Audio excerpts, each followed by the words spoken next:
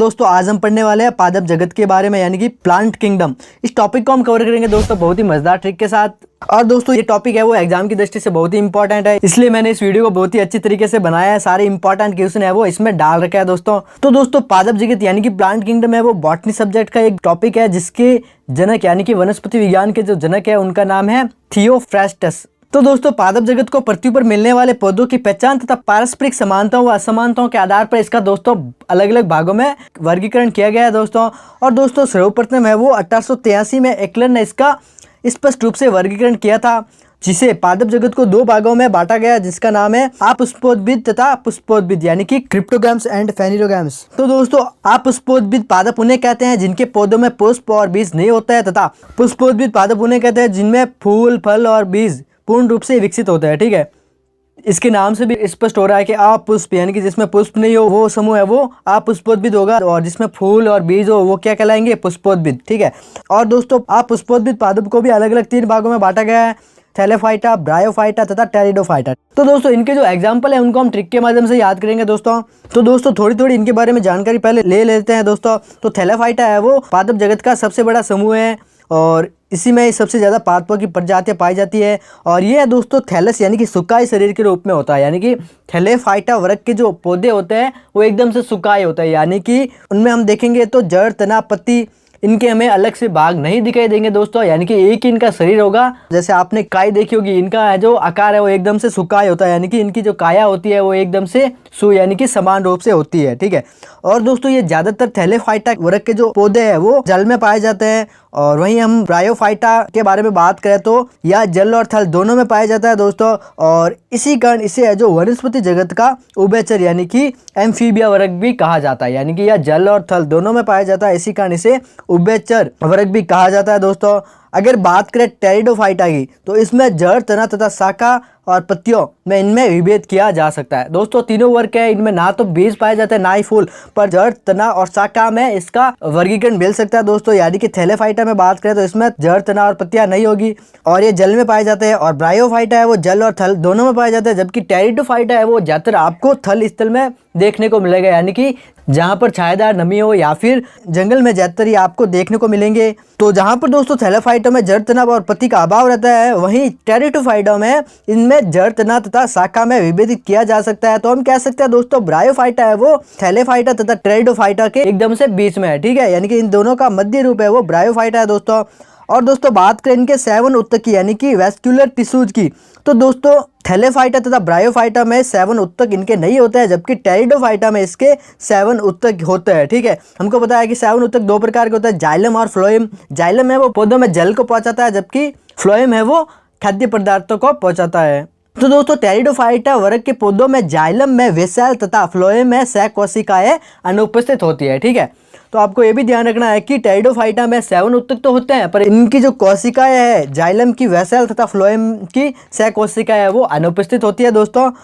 अब दोस्तों इनके एग्जाम्पल की बात करते हैं दोस्तों, इन्हें हम ट्रिक के माध्यम से समझेंगे। तो दोस्तों थैलेफाइटा जो वर्ग है उनको है जो शैवाल, कवक, लाइकेन तथा जीवाणु में बांटा गया है दोस्तों। पर दोस्तों वर्तमान में है जो ओनली शैवाल को ही थैलेफाइटा वर्ग में लिया गया है दोस्तों। और शैवाल के जो प्रमुख एग्जाम्पल है वो अपने सर्गाकस, फ्यूकस, लेमिनेरिया, क्लोरेला तथा अल्वा। तो दोस्तों इनको हम ट्रिक के माध्यम से याद करते हैं कि ये है जो शैवाल के एग्जाम्पल है।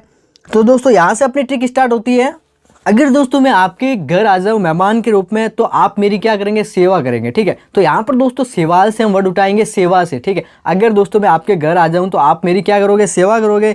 वहीं पर आप मुझे क्या बोलेंगे, सर कुछ ठंडा गर्म हो जाए। ठीक है, तो यहाँ पर दोस्तों इंग्लिश में कुछ को हम क्या बोलते हैं, फ्यू बोलते हैं। ठीक है, तो यहाँ पर दोस्तों फ्यू और कुछ वर्ड ध्यान रखना है। तो आप मुझे ऑफर करेंगे लेमन जूस, करेला का जूस तथा एलोवेरा का जूस। ठीक है, आप बाजार के रूप में लेंगे तथा तीन प्रकार के जूस है वो मुझे ऑफर करेंगे। कौन से, लेमन का जूस, करेला का जूस तथा एलोवेरा का जूस। ठीक है, तीनों का जूस बनता है, लेमन का भी बनता है, करेले का भी बनता है और एलोवेरा का भी बनता है। ठीक है, तो दोस्तों आपको ये ट्रिक ध्यान रखना है कि मैं अगर आपके घर आ जाऊँ तो आप मेरी क्या करेंगे, सेवा करेंगे। और सेवा के रूप में क्या लेके आएंगे, लेमन का जूस, करेला का जूस तथा एलोवेरा का जूस। ठीक है, तो सीधी सी बात है कि मैं लेमन का जूस पीना पसंद करूंगा। ठीक है, तो यहाँ पर दोस्तों सेवा से बनेगा अपना सेवाल। ठीक है, और सर से बनेगा अपना सर्गासन, और कुछ और फ्यू और कुछ से बनेगा अपना फ्यू कुछ। ठीक है, फ्यू और कुछ से बना फ्यू कुछ यानी कि फ्यूकस। ठीक है। और लेमन से बनेगा अपना लेमिनेरिया, करेले से बनेगा अपना क्लोरेला और एलोवेरा से बनेगा अपना अल्वा। तीनों ही बहुत ही इंपॉर्टेंट एग्जाम्पल है, लेमिनेरिया, क्लोरेला तथा अल्वा। क्यों इंपॉर्टेंट है दोस्तों वो भी मैं आपको बता देता हूँ। क्लोरेला से क्लोरीन नामक प्रतिजैविक बनाया जाता है, जबकि लेमिनेरिया से टिंचर आयोडीन बनाई जाती है, ठीक है। यानी कि क्लोरेला से क्या बनाई जाती है, क्लोरीन नामक एक प्रतिजैविक बनाया जाता है तथा लेमिनेरिया से एक प्रमुख प्रकार का आयोडीन बनाया जाता है जिसका नाम है टिंचर। इसी कारण ये दो एग्जाम्पल है वो इंपॉर्टेंट है दोस्तों। आगे बढ़ते हैं दोस्तों, बात करता है ब्रायोफाइटा समूह के बारे में दोस्तों। तो इन्हें भी 3 प्रकार के समूह में बांटा गया है, लिवरवर्ट, मॉस तथा हॉर्नवर्ट, ठीक है। इनके 3 अलग प्रकार है, लिवरवर्ट, मॉस तथा हॉर्नवर्ट। तो इनको हम कैसे याद करेंगे दोस्तों, और इनके भी अलग अलग एग्जाम्पल है, इनको भी मैं आपको याद करा दूंगा। जैसे लिवरवर्ट में अपना रिक्स या पौधा है वो इंपॉर्टेंट है, तथा मॉस में है जो स्फेगनम इंपॉर्टेंट है, तथा हॉर्नविट्स में अलग अलग प्रकार के पौधे पाए जाते हैं जिनके नाम है एंथोसिरोस, फियोसिरोस, डेंड्रोसिरोस तथा मैगोसिरोस, ठीक है। तो पहले तो बात करते हैं कि ब्रायोफाइटा समूह में 3 प्रकार के अलग उपवर्ग रखे गए हैं जिनका नाम है लिवरवर्ट, मॉस तथा हॉर्नवर्ट। तो इसे हम कैसे याद करेंगे दोस्तों, जैसे ब्रायोफाइट अगर हम देखें तो ब्रायोफाइट में अगर रा की ध्वनि को हटा दे तो क्या बनता है, बायोफाइट। तो हमारी लड़ी किससे है, बायो से, यानी कि जीव विज्ञान से हमारी लड़ी है, ठीक है। फाइट, ठीक है, बायो प्लस फाइट यानी कि जीव विज्ञान से हमारी क्या लड़ी है। एक प्रकार से हम बायो पढ़ते हैं तो ऐसा लगता है कि हम बायो से हम लड़ रहे हैं, तो लड़ने की बात होती है तो हमले की भी बात होती है, ठीक है। यानी कि बायो पे अटैक यानी कि हमला करना, ठीक है। तो आपको बस हमला वर्ड ध्यान रखना है। जैसे बायोफाइट दिख रहा है यानी कि बायो से लड़ी है तो वहां पर हमको हमला ठोकना है, ठीक है। यानी कि सवाल याद करके क्या करना है, हमला ठोकना है।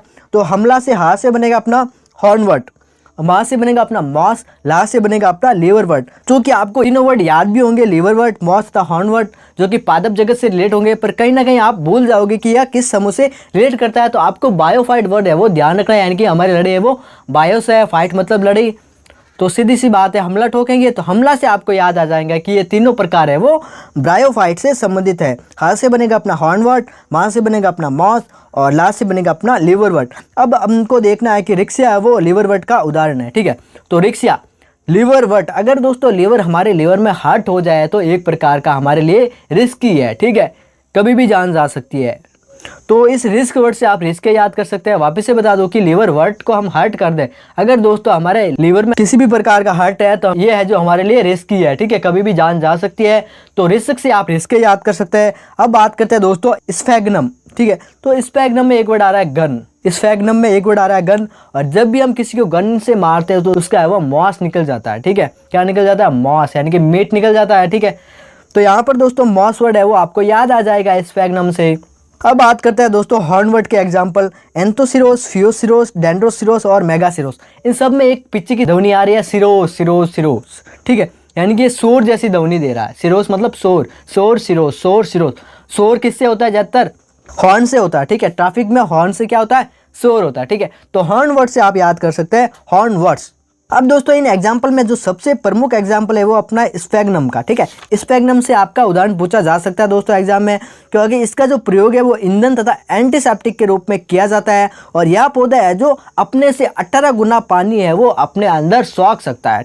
यह है जो पौधा है वो अपने साइज से 18 गुना पानी है वो अपने अंदर है वो सोख सकता है। इसी कारण यह जो स्फेगनम पौधा है वो इंपॉर्टेंट है। आगे बढ़ते हैं दोस्तों, बात करते हैं टेरिडोफाइटा की, ठीक है। तो दोस्तों टेरिडोफाइटा के 3 प्रमुख एग्जाम्पल है, लाइकोपोडियम, फर्न तथा एक्विसेटम। तो इसे हम कैसे याद करेंगे दोस्तों, टेरिडोफाइटा, ठीक है। तो टेरिडोफाइटा में टेरी से ध्वनि आ रही है तेरी और डो से ध्वनि आ रही है दो। तो हमने गाना सुना होगा, तेरी प्यारी प्यारी दो अखियाँ, ठीक है, तड़पाए मुझे सारी रतिया। तो दोस्तों कुछ हुआ इस प्रकार की, तेरी दो प्यारी प्यारी आँखों को मैं क्या करता हूँ, लाइक करता हूँ और उनका फैन हो गया हूँ, ठीक है। बस इतनी सी ट्रिक है। टेरिडोफाइटा को हम बनाएंगे टेरिडो, फाइटा तो सब में सिमिलर है, टेरिडो से ही हम याद करेंगे। तो टेरिडो से हम बनाएंगे तेरी दो। तो तेरी दो क्या है, प्यारी प्यारी अखियाँ। तो अखिया वर्ड आपको ध्यान रखना है, और इनको मैं क्या करता हूँ, लाइक करता हूँ। तो लाइक वर्ड आपको ध्यान रखना है, और इन अखियों का मैं क्या हो गया, फैन हो गया, ठीक है। तो फैन वर्ड आपको ध्यान रखना है। तो अखियों से आपको याद आएगा एक्विसेटम, लाइक से याद आएगा अपना लाइकोपोडियम, फैन से याद आएगा अपना फर्न। तीनों ही बहुत ही इंपॉर्टेंट एग्जांपल है दोस्तों, लाइकोपोडियम, फर्न तथा एक्विसेटम। अगर दोस्तों आपको मेरी आज की वीडियो पसंद आई है तो इसे जरूर लाइक करें, शेयर करें और कमेंट बॉक्स में लिखकर जरूर बताएं कि वीडियो कैसी थी।